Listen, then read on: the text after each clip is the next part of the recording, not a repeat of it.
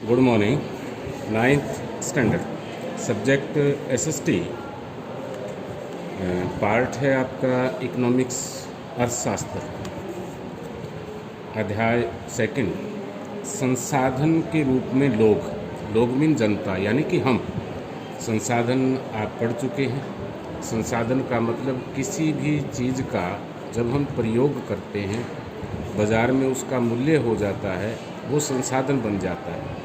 अब जैसे घर में आमतौर पर यदि घर में बनी हुई वस्तु घर से बाहर निकलती है, छोटा सा एग्जाम्पल हम दादी माँ ने या माता जी ने अचार बनाया और वो अचार यदि आपके घर से बाहर यूज़ होने लग जाए तो वो संसाधन बन जाता है। यानी कि घर में बहुत सी चीज़ें बनी हुई संसाधन जिनका हम प्रयोग करते हैं, पेन, बुक्स, कॉपी, गिलास, कप्स, अनेकों चीज़ है जो संसाधन है।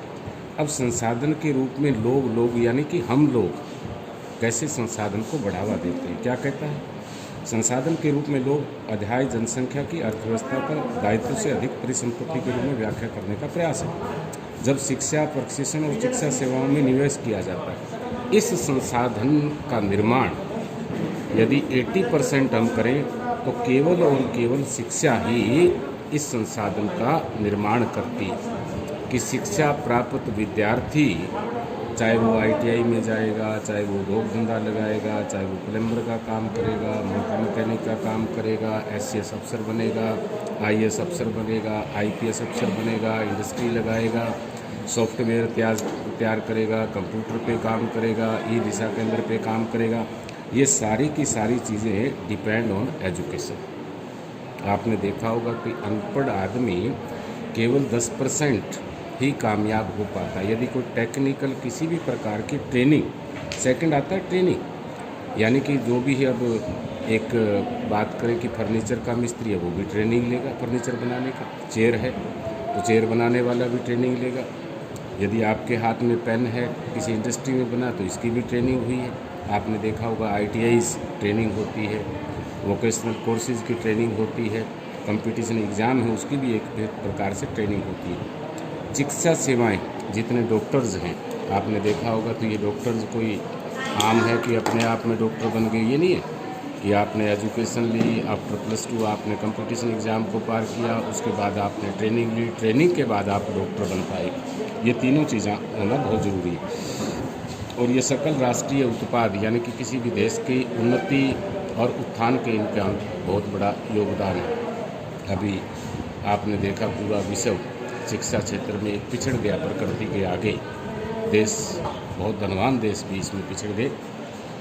तो क्या कहता है थोड़ा आगे, यही मानव पूंजी है। आपने देखा पिक्चर्स, डॉक्टर यहाँ सेवा कर रहे हैं, टीचर्स यहाँ पढ़ा रहे हैं, कोई फैक्ट्री के अंदर काम कर रहा है, कोई घर पे काम कर रहा है। ये सारी की सारी मानव पूंजी है, यानी कि मनुष्य अनेक प्रकार के कार्य करता है।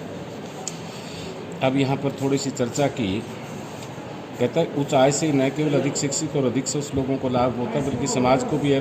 अब आपने देखा अपने गांव में ले लें कि जो पढ़ा लिखा है, यदि किसी गवर्नमेंट जॉब में है, यदि किसी प्राइवेट जॉब में, खेती बाड़ी के अलावा कोई बिजनेस में लगा हुआ है, उनका रहन सहन, उनका परिवार, उनके मकान सबसे अलग पाएंगे। वो हमारे से बीच में से निकल के गया, क्योंकि जब इनकम के साधन अधिक होंगे तो नेचुरल है कि लिविंग ऑफ स्टैंडर्ड भी बढ़ जाता है। यहाँ पर देखा कि डॉक्टर, अध्यापक, इंजीनियर, दर्जी अर्थव्यवस्था को किस प्रकार परिसीमित करते हैं। वो परिवार के लिए कमाते हैं, परिवार के लिए बैंक बैलेंस बनाते हैं, और ये केवल और केवल एजुकेशन से हो सकता है। क्योंकि आज वर्तमान समय में केवल खेती बाड़ी से काम नहीं चलेगा। अब नया आने वाले विश्व में हमने अनेक प्रकार के नए जो संसाधन हैं उनको ढूंढना होगा, उन संसाधनों पे कार्य करना होगा। उन संसाधनों के लिए सबसे पहले जो सबसे इम्पोर्टेंट है वो है एजुकेशन।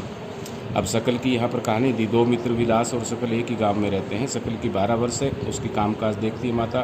बूटा चौधरी खेत में काम करते हैं। सकल घर के कामकाज में अपनी माँ की मदद करता है। जीतू और बहन, जैसे आप तौर पर घरों में देखते हैं, सभी परिवार के सदस्य खेती बाड़ी में काम करते हैं। उसके चाचा श्याम ने मैट्रिक पास की, लेकिन वह घर में बेकार बैठा था। कोई नौकरी बूटा और सिला चाहते हैं बेटा सकल पढ़े लिखे। उस गाँव में स्कूल नाम निकालने में जोर देते हैं। प्रवेश कर लेता है, पढ़ना शुरू कर देता है, +2 पास कर लेता है। उसको कंप्यूटर का व्यवसाय कोर्स में आगे ट्रेनिंग मिल जाती है। सकल प्रतिभाशाली था और आराम से पढ़ाई में रुचि थी। लगन वो कोर्स पूरा किया, और जब कोर्स पूरा करेगा आफ्टर +2 BA MA, तो उसको प्राइवेट फर्म में नौकरी भी मिली। उसके बाद में आपको प्रमोशन मिली केवल और केवल एजुकेशन से।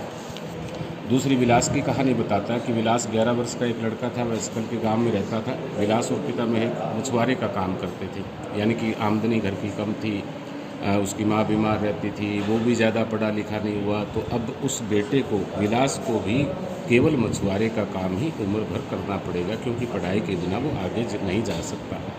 तो शिक्षा के महत्व को यहाँ पर बताया गया। आगे भी आप पूरे थोड़ा सा लेसन को पढ़ेंगे, कल हम इसको कंप्लीट कर देंगे।